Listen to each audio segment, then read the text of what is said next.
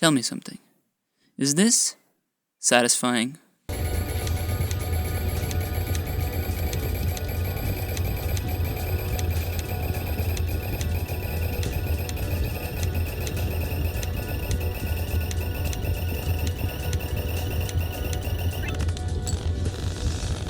Oh my goodness! So, unless you were living under a rock in the last few months, you probably heard of Balatro. It is a game that took the internet by storm, with its really unique gameplay and art style, very similar akin to poker, but especially with all the jokers and all their effects and synergies with each other that can get crazy big multipliers. But besides the joker, the art style, and the psychedelic-like menu, why is the gameplay so addicting? Well, it has something to do with your psychology. Because Balatro uses a few psychological tricks, intentionally or not, to hijack your brain into constantly playing the very addicting and rewarding playstyle. And I will be going over that in this video, showing you and telling you how the hell is Balatro so goddamn addicting. I'll be talking about operational conditioning in behavioral psychology.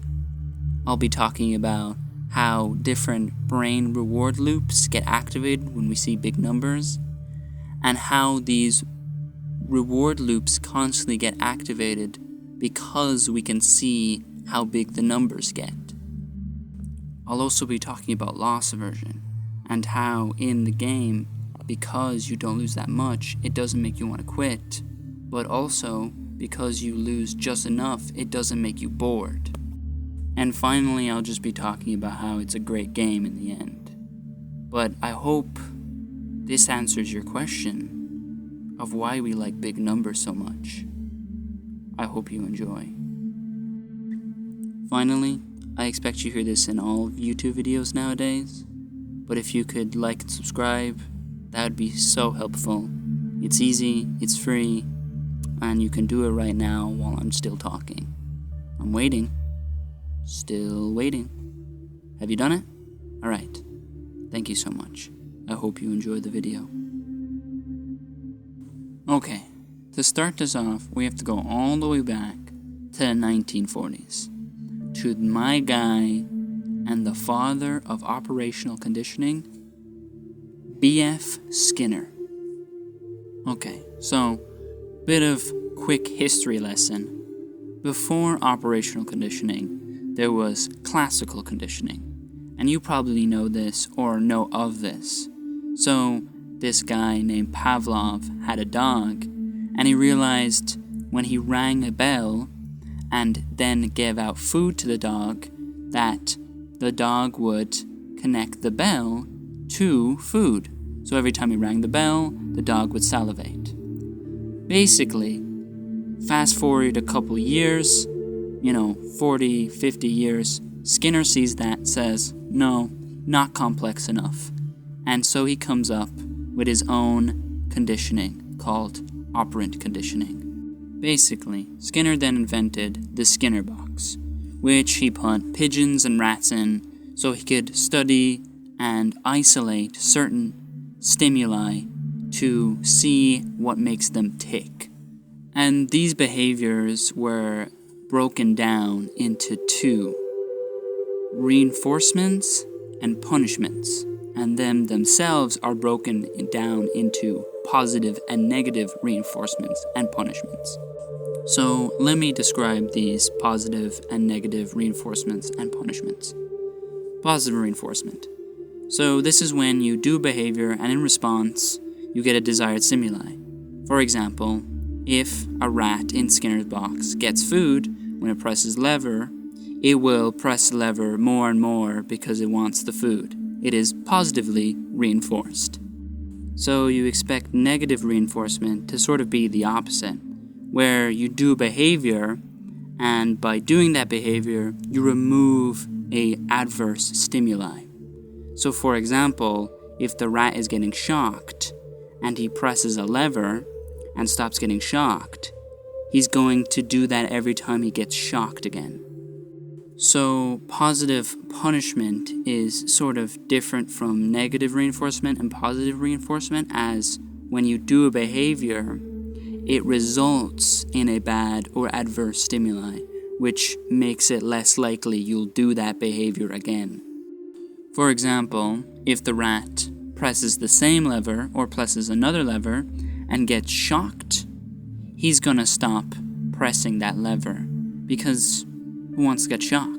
And finally, negative punishment you can probably assume is similar to positive punishment, where negative punishment, you do a behavior and it results in the removal of a stimuli entirely.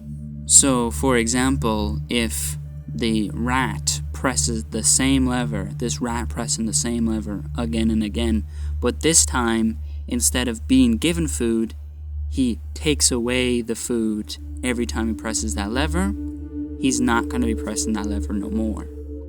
And you can probably see where I'm going with this, because even though this is a study to do with a rat, it doesn't mean it can be similar to how certain things for humans can be.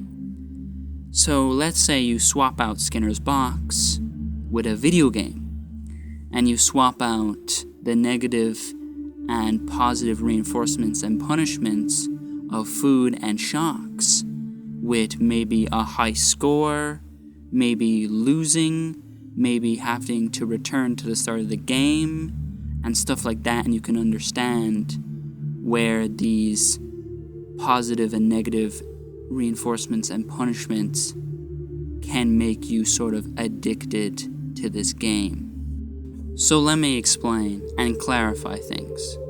So let's use positive reinforcement as an example. Let's say instead of a rat, it's a human, right? And instead of a Skinner box, it's Balatro. And every time the player gets a good score, they get rewarded with a high number. So let's say they have a strategy where they get these types of jokers, they do this type of strategy and synergies, maybe they get a full house or a flush or something akin to that, and they get a really high score. Do you think they're more likely to do a different strategy or more likely to do the same strategy? You answer my question. And yes, I did just compare you to a rat and pigeons. So, I'm just gonna let that sink in for a second. As well as that, as every time that number goes higher and higher, your brain releases a little bit of dopamine every time, which just adds to the fact that you're gonna keep doing the same strategy over and over again. Another big thing that Balatro never has to worry about is the idea or the theory of loss aversion. Loss aversion was coined by Daniel Kahneman and Amos Tversky in their prospect theory in 1979. It's the idea that we perceive losses worse than we would perceive a gain better. And you can probably see this in the game of Balatro. You never really go back or lose unless you actually lose the game. You're always continuing getting more and more points. You're never losing points or getting less points or having something that gives you less points. And there's very few things in the game that actually stop you from getting points. That's why everyone hates those big blind bosses who essentially stop certain cards from working. It's not the fact that you can't play those cards, it's the fact that you will never be able to get the points from them cards, inherently losing the points, which makes them feel so oppressive. And I think this perfect balance of loss aversion causes the game to be so addictive, because the player loses just enough to where it's not boring and they are competitive and want to win, but not too much in where they feel like they're only losing and they can't do anything, and where they will just quit because there's nothing they can do. So that's mainly all the reasons, or the psychological reasons, on why Balatro is so addicting. But let's be honest with ourselves. It's just a damn good game, with a great art style, a great music, great visuals of the goddamn most psychedelic looking menu I've ever seen in my life, as well as the Jokers being so unique and different from each other. It makes it just such a great game. And yeah, I talked about all this psychological stuff, but I don't think that's why the game succeeded in the end. That plays a big factor.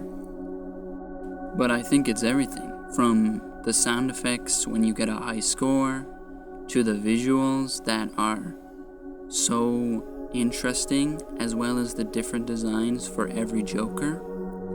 And the music is impeccable. And I think there's just more to this than just the psychology or the gameplay.